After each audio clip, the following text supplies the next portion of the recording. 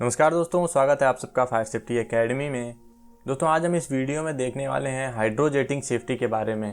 इसमें हम जानेंगे कि हाइड्रोजेटिंग के क्या क्या हैज़र्ड्स होते हैं, क्या क्या सेफ्टी प्रिकॉशंस लेने चाहिए, हाइड्रोजेटिंग के दौरान किस तरीके के टूल्स और इक्विपमेंट का यूज होता है, हाइड्रोजेटिंग में किस तरीके के नोजल्स होते हैं, किन किन तरीके से हाइड्रोजेटिंग का इस्तेमाल किया जाता है और इसमें सेफ्टी डिवाइसेस कौन कौन सी यूज की जाती हैं। दोस्तों, वीडियो में हम हाइड्रोजेटिंग के बारे में एक एक चीज़ बहुत ही ज़्यादा डिटेल में देखने वाले हैं, तो इसलिए हो सकता है वीडियो थोड़ी सी लंबी हो जाए। क्योंकि अगर आपको हाइड्रोजेटिंग के बारे में पता रहेगा कि क्या क्या टूल्स और इक्विपमेंट होते हैं, कितने तरीके की हाइड्रोजेटिंग होती है, क्या क्या डिवाइसेज होते हैं, इसमें क्या हैज़र्ड्स होते हैं, जिस चीज़ के बारे में जितनी ज़्यादा जानकारी होती है आपको उतना ही पता रहेगा कि क्या क्या खतरे हो सकते हैं, क्या सेफ्टी प्रिकॉशंस लेने चाहिए, ये सब। तो वीडियो थोड़ी सी लंबी होने वाली है, वीडियो को लास्ट तक ज़रूर देखिएगा, बहुत ही ज़्यादा हेल्पफुल वीडियो होगी। तो चलिए वीडियो को शुरू करते हैं। अब सबसे पहले देखेंगे हाइड्रोजेटिंग होता क्या है। दोस्तों, हाइड्रोजेटिंग में पानी को हाई प्रेशर के साथ क्लीनिंग पर्पज के लिए यूज किया जाता है। ये बहुत ही ज़्यादा इफेक्टिव मेथड होता है। जब भी हम पानी को जेट के रूप में हाईली प्रेशराइज करके कहीं पे मारते हैं तो जो वहाँ पे रस्ट रहती है या फिर जो भी कचरा रहता है वो निकल जाता है, तो इसलिए हम इसका यूज क्लीनिंग पर्पज के लिए करते हैं। लेकिन बहुत ही ज़्यादा प्रेशर होने के कारण ये अगर सही तरीके से इसका इस्तेमाल नहीं किया गया तो ये बहुत ही ज़्यादा डेंजरस हो सकता है। जब किसी हीट एक्सचेंजर में, हीटर ट्यूब में या फिर पाइपलाइन में स्केलिंग हो जाती है या कोकिंग हो जाती है तो हाइड्रोजेटिंग मशीन का यूज करते हैं, जिसमें हाई प्रेशर से वाटर जेट का यूज किया जाता है, जिसमें हाई प्रेशर वाटर जेट को यूज करते हुए जो स्केलिंग होती है और जो कोकिंग जमा होती है उसे निकाला जाता है, उसे रिमूव किया जाता है। जब हम हाइड्रोजेटिंग मशीन का यूज़ करते हैं हाइड्रोजेटिंग पर्पज से, तो इसका जो प्रेशर होगा वो 200 बार के आसपास हो सकता है। और जो हाई प्रेशर वाटर जेट होता है ये 3300 किलोमीटर पर आवर की स्पीड से ट्रैवल कर सकता है। जब भी कोई आदमी या फिर जब भी कोई worker high pressure water jet cleaning करने जाता है या फिर ऐसे इक्विपमेंट का यूज़ करने जाता है तो बहुत ही ज़्यादा ज़रूरी है कि वो वर्कर ट्रेंड होना चाहिए और कॉम्पिटेंट होना चाहिए इस तरह की एक्टिविटी को परफॉर्म करने में, हाई प्रेशर वाटर जेट जो क्लीनिंग इक्विपमेंट हैं इनको ऑपरेट करने में। हाइड्रोजेटिंग को water jetting, high pressure water jetting या वाटर ब्लास्टिंग के नाम से भी जाना जाता है। अब हम देखेंगे हाइड्रोजेटिंग के दौरान कौन कौन से टूल्स और इक्विपमेंट का यूज किया जाता है। तो सबसे पहला है हमारा मोटर। मोटर का प्रयोग हाई प्रेशर पंप को चलाने के लिए किया जाता है। यह या तो इलेक्ट्रिसिटी से चलने वाला हो सकता है या फिर डीजल इंजन हो सकता है। अगला है हाई प्रेशर पंप। तो एक रेसिप्रोकेटिंग हाई प्रेशर पंप होता है जिससे प्रेशर क्रिएट होता है। एक होता है प्रेशर गेज, जो हमारा हाई प्रेशर पंप होता है उसके ऊपर प्रेशर गेज लगा होता है जो प्रेशर इंडिकेट करता है। जैसे फिगर में आप देख सकते हैं कि ये एक हाई प्रेशर पंप है और इसके ऊपर में एक हाई प्रेशर गेज लगा हुआ है। नेक्स्ट है हमारा प्रेशर रिलीफ डिवाइस। जितने भी हाई प्रेशर पंप होते हैं उन सब पे दो नहीं तो कम से कम एक प्रेशर रिलीफ डिवाइस जरूर लगी होनी चाहिए। तो फिगर में आप देख सकते हैं इसमें राइट साइड में प्रेशर रिलीफ डिवाइस दिखाया हुआ है। इसमें दो प्रेशर रिलीफ डिवाइस दिए हुए हैं, एक तो प्राइमरी प्रेशर रिलीफ डिवाइस है और एक सेकेंडरी प्रेशर रिलीफ डिवाइस है।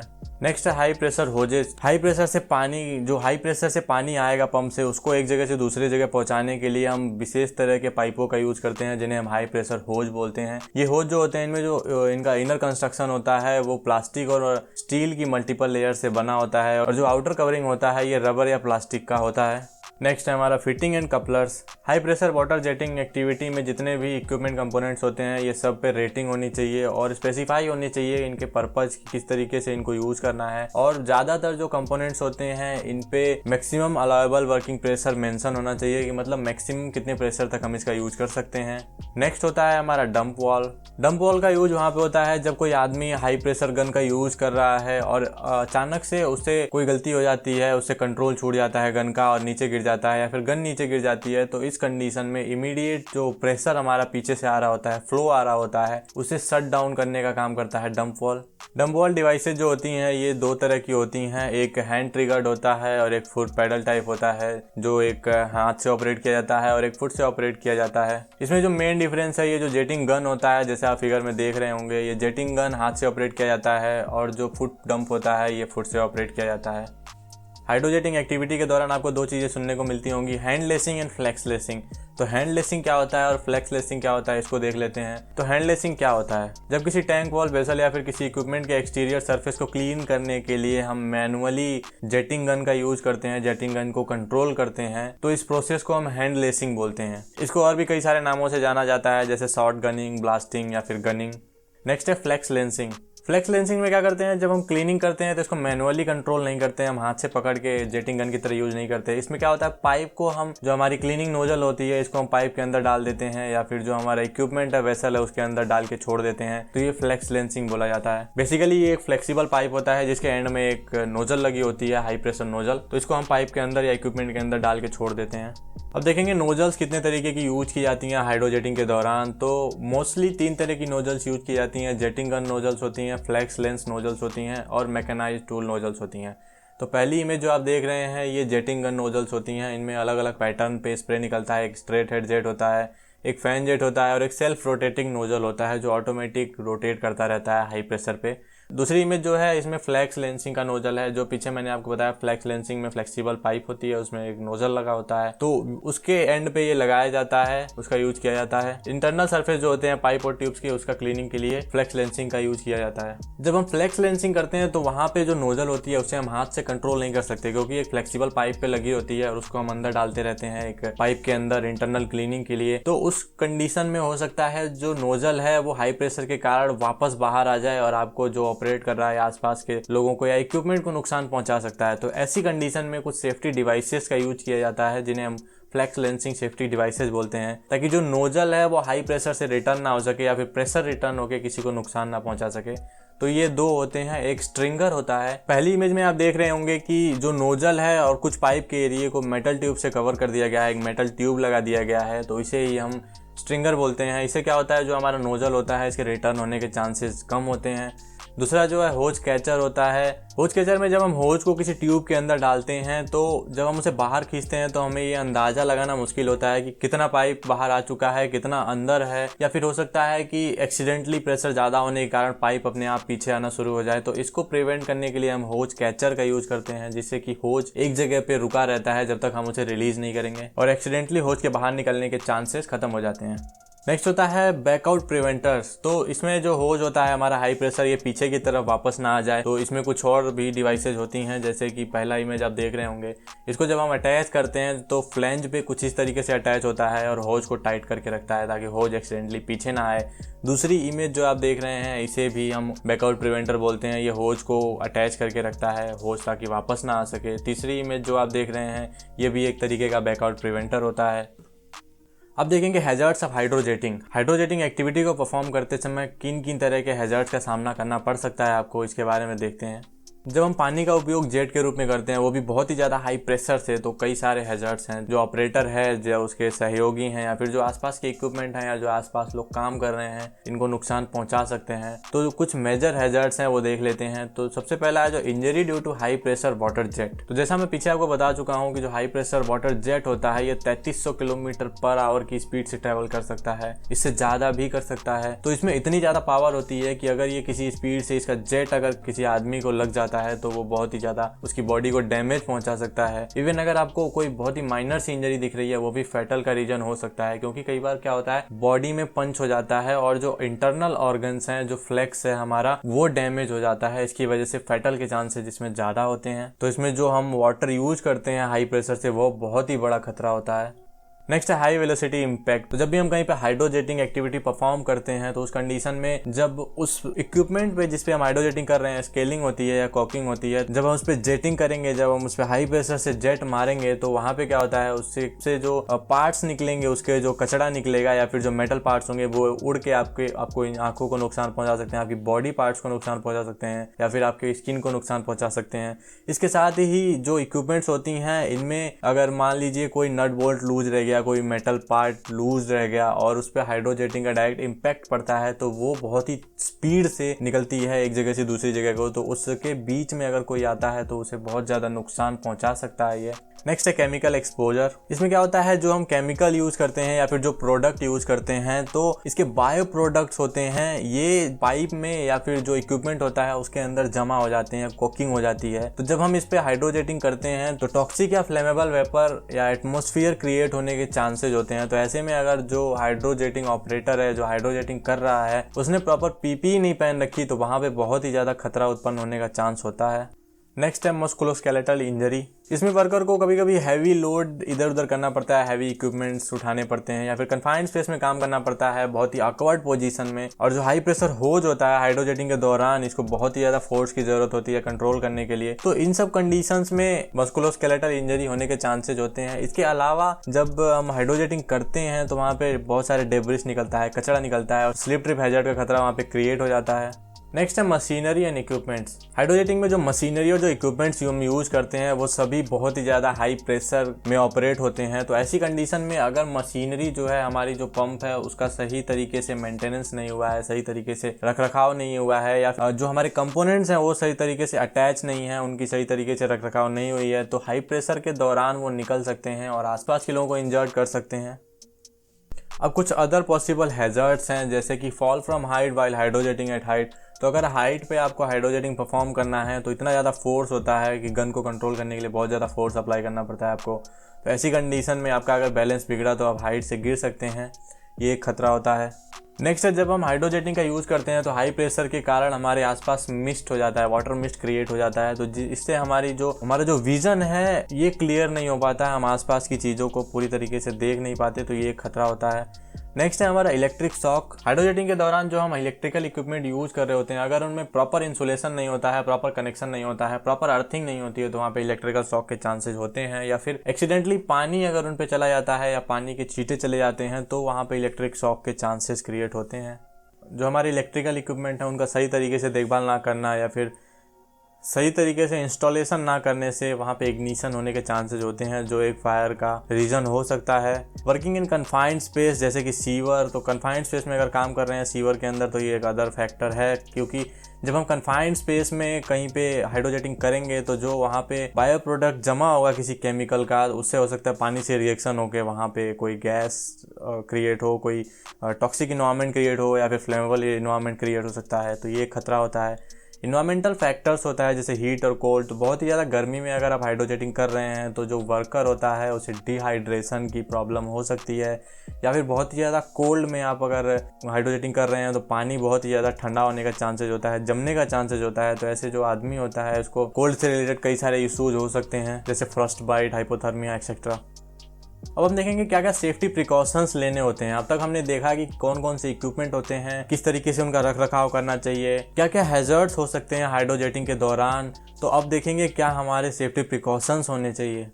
किसी भी इंडस्ट्री में कोई एक्टिविटी परफॉर्म करते समय, स्पेशली वाटर ब्लास्टिंग या फिर हाइड्रोजेटिंग परफॉर्म करते समय, आपको जरूरी है कि जॉब सेफ्टी एनालिसिस आपको कंडक्ट करना है। उसके बाद वर्क परमिट लेने के बाद ही किसी भी इस तरह की एक्टिविटी को परफॉर्म करना है।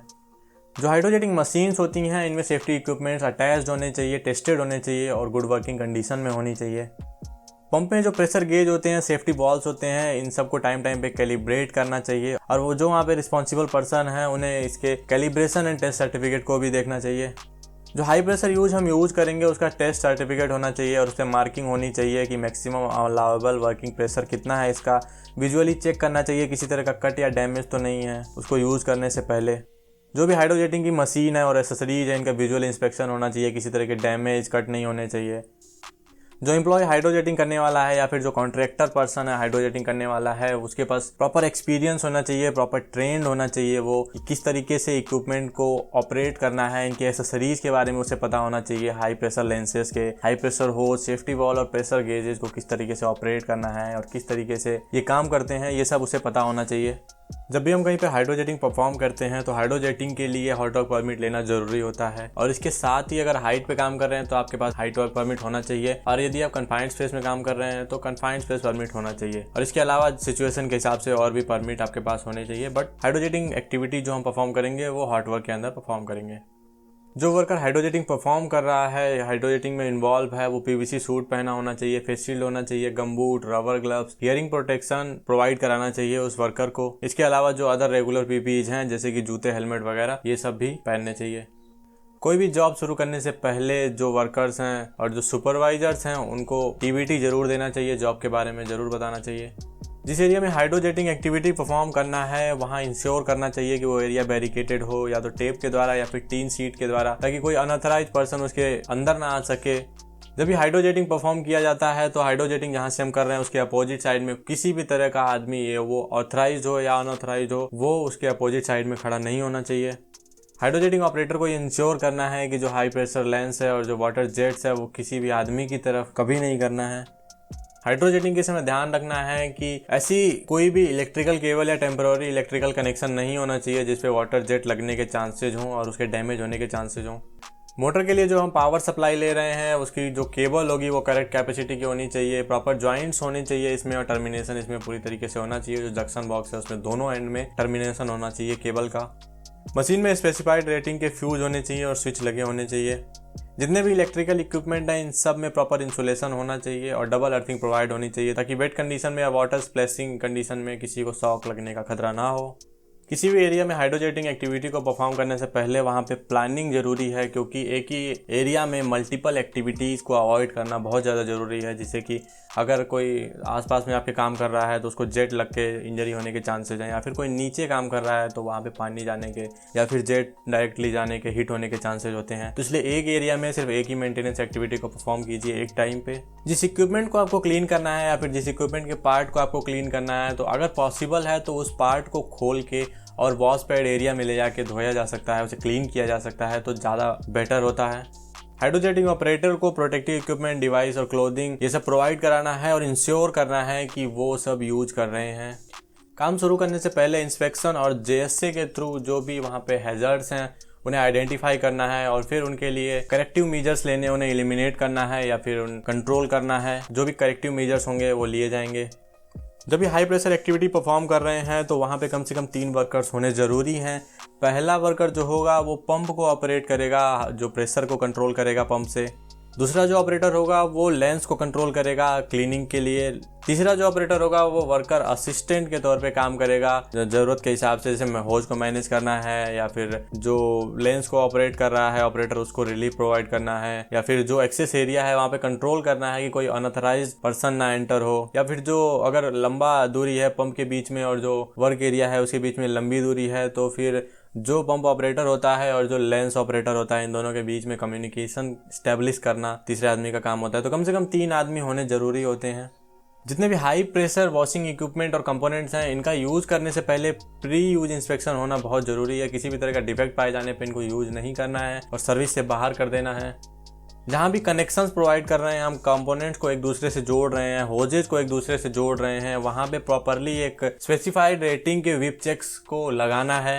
विप चेक का मतलब होता है कि शॉर्ट लेंथ का एक रेनफोर्स्ड नाइलॉन क्लॉथ होता है या फिर केबल लूप होता है, जिसे जब जहाँ पे हम 2 होजों को जोड़ते हैं वहाँ पे एक दोनों होजों के सिरे को एक दूसरे के साथ अटैच कर दिया जाता है, जिससे कि अगर एक्सीडेंटली कनेक्शन निकलता है तो ये किसी को नुकसान ना पहुंचाए, ये दूर छिटक के ना चला जाए। इसलिए विप चेक्स का यूज करते हैं। कपलिंग जहाँ पे हम जोड़ते हैं उन दोनों को प्रोटेक्ट करने के लिए। जैसा कि पहली इमेज में आप देख रहे हैं ये केबल विप चेक्स है। 2 कपलिंग का ज्वाइंट जहाँ पे है इसको अटैच किया गया है, ये पे देख सकते हैं आप। और जो दूसरा इमेज है ये हमारा रेनफोर्स नाइलॉन का बना हुआ है। दोनों का पर्पज सेम होता है कि जो ज्वाइंट्स होते हैं उनको प्रोटेक्ट करने के लिए होता है ताकि हाई प्रेशर से निकल के ये दूर ना जाए कहीं। होज को बिछाते समय सावधानी रखनी है कि जहाँ पे पैदल चलने वाले लोग होते हैं या फिर मोबाइल इक्विपमेंट्स चलते हैं ऐसी जगहों पे इसको नहीं बिछाना है ताकि डैमेज को अवॉइड किया जा सके। जहाँ कहीं पॉसिबल हो होज को ऊपर सस्पेंड करना है दरवाजे के ऊपर से, और जो स्टेयर वेल्स हैं इन्हें अवॉइड करना है। स्टेयर वेल से हम लेके नहीं जाएंगे। पॉसिबल है तो जो बिल्डिंग की वॉल है उसके ऊपर से लेके जाएंगे, लेकिन ये ध्यान रखना है कि ये अच्छी तरीके से सिक्योर होने चाहिए, टाइट होने चाहिए, बंधे होने चाहिए। जहाँ भी हाइड्रोजेटिंग परफॉर्म करना है, जिस भी इस इक्विपमेंट पे हाइड्रोजेटिंग एक्टिविटी परफॉर्म करना है, वहाँ पे प्रॉपर एक्सेस प्रोवाइड होना बहुत ही ज़्यादा जरूरी है। ओवरहेड जगहें जहाँ पे लगता है कि वर्कर अनस्टेबल हो सकता है, गिर सकता है, वर्कर की पोजीशनिंग सही नहीं हो सकती, वहाँ पे काम को अवॉइड करना चाहिए। जहाँ पे लगता है कि ये मस्कुलोस्केलेटल इंजरी हो सकती है तो वहाँ पे ऐसे वर्क को अवॉइड करना चाहिए जब तक प्रॉपर एक्सेस ना प्रोवाइड किया जाए, प्रॉपर प्लेटफॉर्म ना प्रोवाइड किया जाए। हाइट पे काम करने के लिए प्रॉपर वर्क प्लेटफॉर्म प्रोवाइड होना चाहिए और proper access and egress provide किया जाना चाहिए वर्कर्स के लिए। वर्क एरिया में प्रॉपरली आइडेंटिफाइड बैरिकेडिंग लगा होना चाहिए और साइनेज लगा होना चाहिए जहाँ पे अनऑथराइज एंटी रिस्ट्रिक्ट होनी चाहिए। अगर कहीं पे कम इल्यूमिनेशन में वर्कर काम कर रहा है या फिर कन्फाइंड स्पेस में काम कर रहा है तो वहाँ पे प्रॉपर लाइटिंग और वेंटिलेशन इंश्योर करना चाहिए ताकि जो वर्कर है उसकी विजिबिलिटी अच्छी हो और क्लीन और रेस्पिरेबल एयर उसको मिलती रहे, सांस लेने लायक हवा उसको मिलती रहे। जो जेटिंग गन होता है उसको कभी भी किसी भी तरीके का मॉडिफिकेशन नहीं करना चाहिए। हाई प्रेशर पंप को कभी भी अनअटेंडेड नहीं छोड़ना चाहिए। जब आपको लगता है कि काम में डिले होने वाला है या फिर वर्कर एरिया में नहीं रहने वाला है तो जो आपका पंप है उसे हमेशा डिसएंगेज करके रखना चाहिए। जो जेटिंग गन होता है कभी भी इसे किसी दूसरे की तरफ पॉइंट नहीं करना चाहिए, चाहे वो प्रेशराइज्ड हो या ना हो। जेटिंग गन में जो ट्रिगर होता है प्रेशर रिलीज करने के लिए, उसको हमेशा हैंड से ऑपरेट करना चाहिए, किसी तरीके से उसको होल्ड करने की कोशिश नहीं करनी चाहिए। हाइड्रोजेटिंग करते समय अगर कहीं पे चांस है कि आप रोटेटिंग या मूविंग कंपोनेंट्स के संपर्क में आ सकते हैं तो उसे लॉक आउट करना बहुत जरूरी है। लॉकआउट एंड ट्रैग आउट का यूज करना चाहिए।